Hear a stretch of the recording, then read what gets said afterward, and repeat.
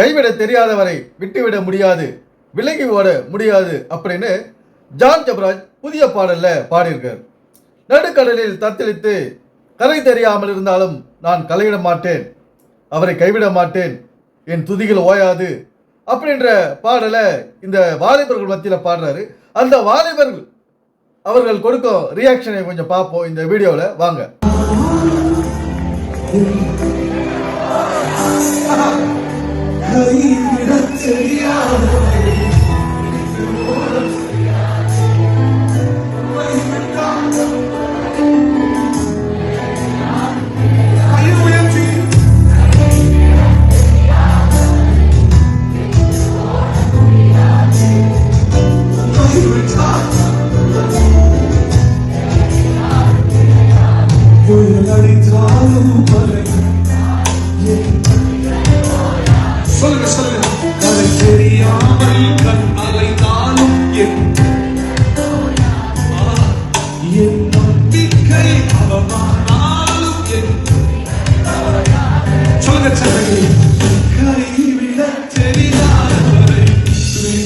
John ஜபராஜின் புதிய பாடலான துதிகள் ஓயாது என்ற பாடல்ல இந்த வரி எல்லாம் வருது.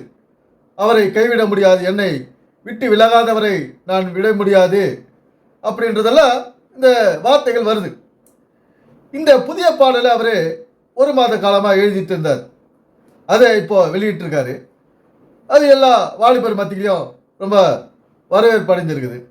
இப்போ இந்த ஒரு கட்டடத்தில் ஜான் ஜபராஜ் வாலிபர்கள் ஒன்லி ஜென்ஸ் அவங்க மத்தியில் பாடுறாரு. பாருங்க, இந்த வாலிபர்கள் அவங்க கையை தூக்கி செய்கிற ஆக்ஷனை பாருங்க. அப்படியே சோக பாட்டு பாடிக்கின்னு அப்படியே சோர்ந்து அப்படியே வருந்தி இயேசு கிறிஸ்து கூட அப்படியே ஒன்றி போகிற மாதிரி ஒரு ஆக்ஷன். இதெல்லாம் தேவையா பாருங்க. வாலிபர்களை இங்கே ஒரு நல்வழிப்படுத்துறதுக்கு யாரும் கிடையாது, நல்வழிகாட்டி யாரும் கிடையாது இந்த உலகத்தில். அதாவது கிறிஸ்தவ உலகத்தில் முக்கியமாக யாருமே இந்த வாலிபர்களுக்கு ஒரு நல்ல வாழ்வியல் வழியை காட்டுறது கிடையாது. எதிர்காலத்தை உணர்த்தும்படியான செய்திகளை இந்த வேதத்திலிருந்து சொல்றது கிடையாது. ஒரு பாட்டும் கூத்தும் டான்ஸுமா தான் இங்கே போய் நிற்குது. இதெல்லாம் ஒரு நேர விரயம் என்கிறது பைபிள். இதை ஜான் ஜபராஜ் இன்னும் உணரார். அவருக்கு தெரிந்த ஒரு டேலண்ட்டை வச்சு மக்களுடைய வாலிபர்களுடைய நேரத்தையும் காலத்தையும் வீணடிச்சுக்கின்னு இருக்கார். அதை இந்த வாலிபர்கள் உணரலை. இப்போ நம்மளை எதிர்காலத்தை கெடுக்கிறவங்க இது மாதிரி தான் வருவாங்க. நம்மளுடைய நேரத்தை வீணடிக்கிறவங்க நயவஞ்சகமாக நம்ம கூட பேசுவாங்க. அவங்க ஒரு நடிப்பாங்க, சோக பாடலாக பாடுவாங்க. இப்படித்தான் போய் நிற்குது இன்றைய கிறிஸ்தவ உலகம். இங்கே ஜான் ஜபராஜ் என்னவோ நினச்சி வந்தார். ஆனால் பாதியில் அவருடைய வாழ்க்கையில் நடந்த நிகழ்ச்சிகள் எல்லாம் அவரால் தாங்க முடியாத அவருடைய கோட்டையெல்லாம் இடிஞ்சு போச்சு. கனவு கோட்டைகள் எல்லாம் இன்னைக்கு இடிஞ்சு போச்சு. அவர் என்னென்ன கனவு கண்டிருந்தாரோ, ஒரு பெரிய கட்டிடத்தை கட்டணும், உலகமெல்லாம் சபைகளை திறக்கணும் அப்படின்றதெல்லாம் ஒரு கனவாக இருந்தது. அதெல்லாம் இன்னைக்கு மண்மேடாக போச்சு, ஒன்றில்லாத போச்சு. கர்த்தருக்கு பிரியமற்றது இந்த கட்டிட சபைகளும் அதில் பாடும் பாடல்களும்.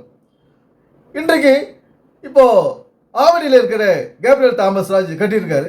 இவரை பார்த்து நிறைய பேருக்கு ஆசை வராதா?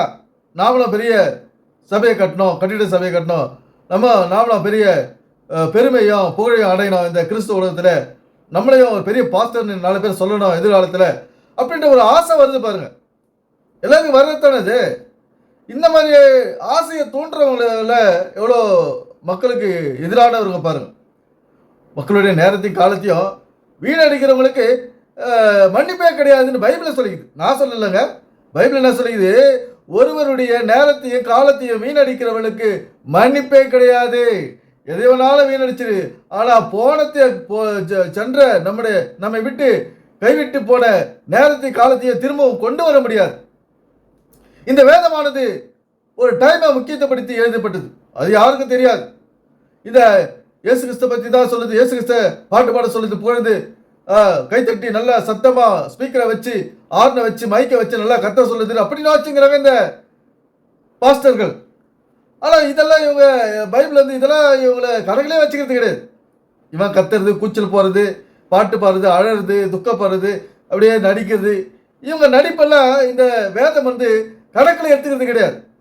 இது ஒரு நேர விரயம் தான். அது என்னைக்கு கிறிஸ்தவர்கள் புரிஞ்சுக்க போகிறாங்கன்னு தெரியல. நம்முடைய எதிர்காலத்தை இவங்க வீணடிக்கிறாங்க. நம்முடைய எதிர்காலத்துக்கு ஒரு முட்டுக்கட்டை போடுறாங்க.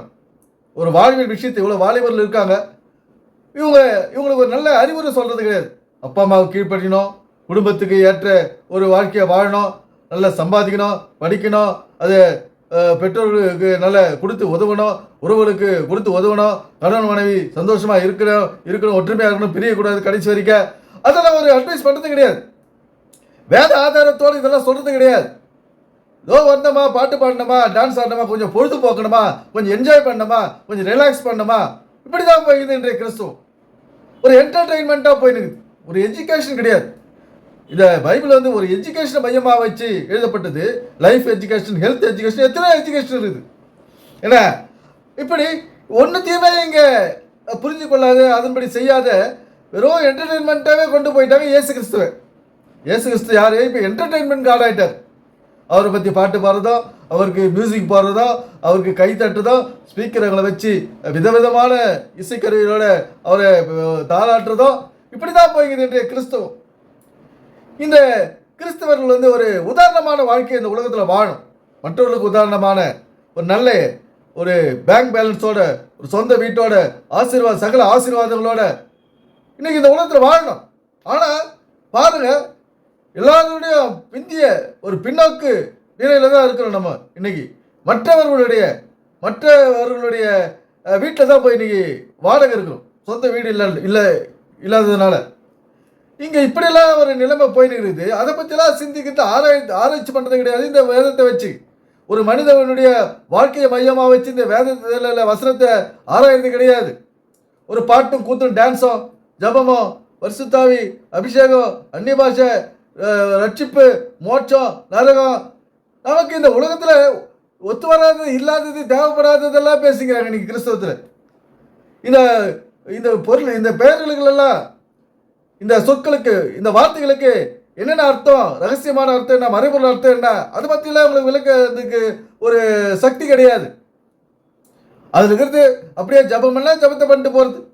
ஏன்னா துதினா இயேசு கிறிஸ்துவ பாடி துதிக்கிறது தான் உங்களுக்கு துதி அப்படின்னு யோசிச்சுட்டு போய்க்கிறாங்க. ஏன்னா ஜபம்ன்றது ஒரு செயல், அதை செய்யணும். துதின்றது என்னது? எப்போதும் என்னுடைய துதி உன்னுடைய வாயில் இருக்கும். ஏசு ஏசு ஏசு துதி துதி தோத்திரம் அலையிலையா சொல்லி போறதுல எந்த பிரச்சனையும் இல்லைங்க.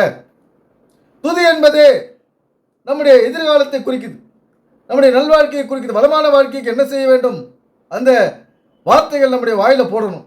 அதாவது நான் எதை சொல்றேன் நீங்க யோசிக்கலாம். இது கல்வி துதி. கல்வியை நாம் அந்த வார்த்தைகளை நம் வாயிலிருந்து தான் உச்சரிக்கிறோம். இப்போ பாட புத்தகத்தை அந்த வார்த்தைகளை, அந்த லைனை, அந்த புக்கினுடைய எல்லா பகுதியும் நம்ம வாயிலிருந்து தான் அந்த வார்த்தைகளை யூஸ் பண்ணுறோம், என்ன உச்சரிக்கிறோம். அதுதான் துதி. அந்த கல்வி துதியை நாம் பாடினா தான், படித்தா தான் நம்முடைய வாழ்க்கையில் வெற்றி. அதுதான் சொல்றது இயேசு கிறிஸ்து. இயேசு கிறிஸ்து என்ன சொல்கிறார்? அதை தான் சொல்கிறார். என்னுடைய துதி உன்னுடைய வாயில் இருக்கும் அப்படின்னு. இன்னைக்கு இயேசு கிறிஸ்துவை புகழ்ந்து பாடுறதோ, கர்த்தரை ஒரு ஆராதனை பொருளாக ஆக்குறது மாதிரி இன்னைக்கு நடந்துங்குது.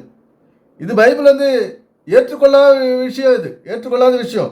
ஏன்னா பைபிள் இதுக்கெல்லாம் முக்கியத்துவம் கொடுக்குறது சொல்லலை, இதெல்லாம் செய்ய சொல்லலை. முதல் வேதம் அதுக்காக உருவாக்கப்பட்டது, எழுதப்பட்டது பைபிள் அல்ல.